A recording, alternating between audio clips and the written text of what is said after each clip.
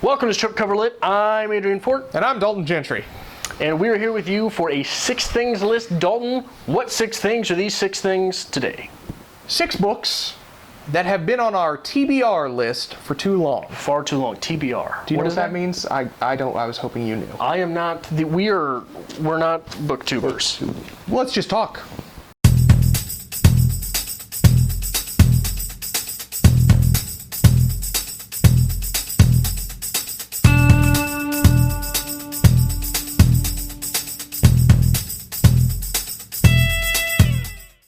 The Selfish Gene by Richard Dawkins. Now, I asked the most influential professor in my life, Dr. Ian Roberts, what I should read over the summer to make me a better writer, and he suggested The Selfish Gene. So I went out, I bought it immediately, and I promptly ignored it. I lost that copy, so I bought another copy, which I lost in a freak rainstorm window accident. I don't want to get into it, but I don't have a copy of that anymore. The most interesting thing that I know about this book off the top of my head is that this is where Dawkins coined the term meme, which has become an internet phenomenon, right? The meme. If for no other reason, that makes that book at least worth reading, right? My first book that's been on my shelf for far too long, Don Quixote by Miguel de Cervantes.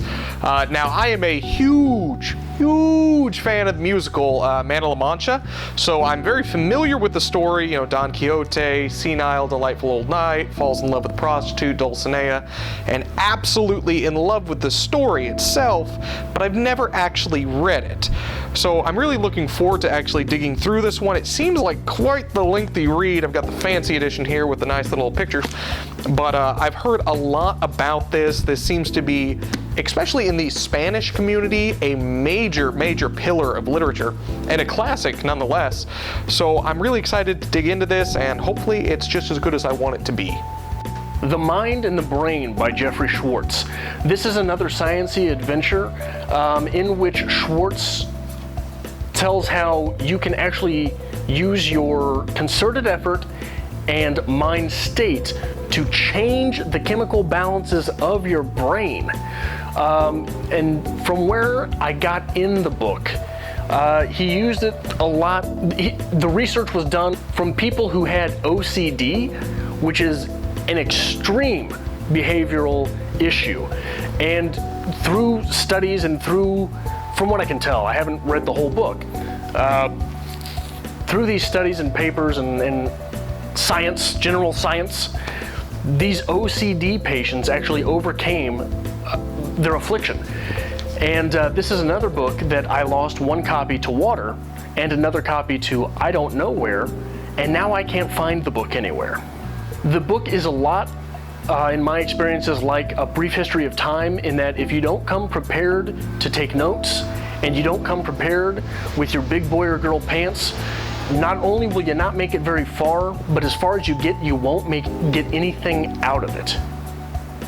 My second one is, I'm not sure if it's well known, not known at all, but I'm in love with the idea of it. This is Z, a novel of Zelda Fitzgerald. Because if you are anything involved in the literary community, you are in love with Zelda Fitzgerald. Unless you're Adrian, who likes to be Hemingway, therefore you would hate Zelda Fitzgerald, that's another argument. Anyway, this was actually a gift for my significant other. She's the one who picked this book out, and I'm really kind of in love with the concept. Apparently it's a fictional portrayal of Zelda Fitzgerald, but kind of like historical fiction. Kind of a wild life, and arguably one of the reasons F. Scott Fitzgerald wasn't as prominent with his writing, but also one of the reasons that he was. So when you have that big of an impact on a major literary figure's life, I think it's worthy that you have your own story. Very emotionally unstable woman, and sounds like an exciting read. The Complete Essays of Mark Twain, as edited by Charles Nieder, I'm not sure exactly how to say it. I bought this book on what may have been Adrian's first ever book haul, way before Adrian spoke in the third person. It was 2006-ish, and I was working 5 days a week on the plaza as a toy salesman, 2 days a week in specialty retail pharmacy, and I was doing an occasional shoot for a local access motorsport show? In other words, Adrian was in hell, and his reader and ridership were slowly following. During my lunch break on the plaza, from being a toy salesman, which if you've watched this channel for any length of time, you understand that that would not be my forte. I would walk to the Barnes & Noble, it was a couple blocks away, and just revel in literature, and that became my readers and writers' life, as sad as that is. And one day on a whim, I just sort of picked up the complete essays of Mark Twain and said, if there's anything that will make you a better reader and writer, it is Mark Twain. Now, to bring this video full circle for myself, I was working for two of my professors after I graduated with my bachelor's, one of them being Ian Roberts and the other being the late great Patricia Donaher. And one of the things, I was sort of a handyman, I was scraping and painting a house, doing odd things around their house for them, and we were taking out radiators.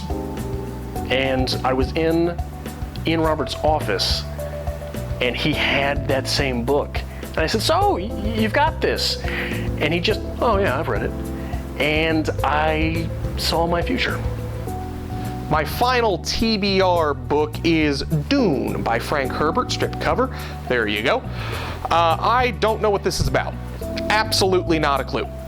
This is a major pillar in the science fiction community. I mean, just the back cover alone. Here is the novel that will forever be considered a triumph of the imagination. I'm not sure what to say about this besides the fact that I feel that I should read it. I have this, I have like 3 of the sequels sitting on my shelf, and still have absolutely no idea what they're about. This is a big one, and I'm very disappointed that I haven't sat down to read it yet, but I'm hoping to remedy that sometime in the near future. Musicals are so Dalton. I love musicals. I'm not saying there's anything wrong with musicals, I'm just saying that they're very Dalton-esque. Man of La Mancha happens to be my favorite musical. It's my father's favorite musical. Okay. I've been to see it a dozen times now, and I've yet to read Don Quixote. Dune.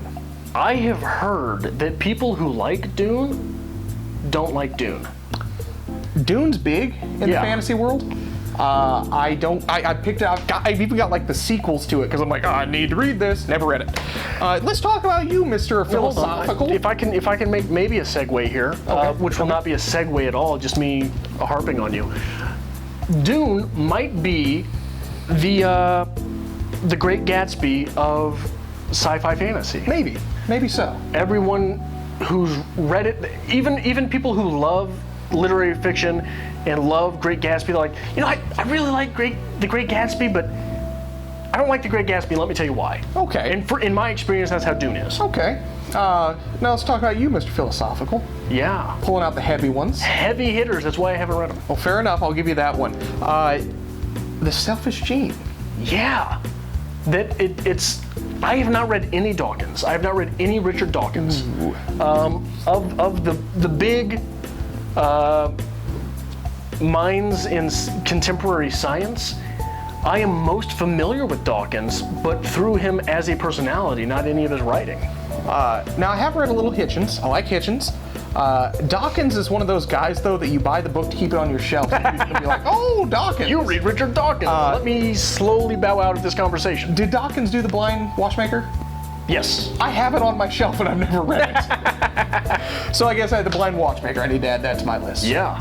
What's on your TBR list that's been on there for too long? Too long, far too long. Collecting dust, you've got it, you haven't read it, and you know that you should, but you keep it because people probably think you're smarter because you've got it. That's why we keep 90% of the books we do. I haven't read any of these things.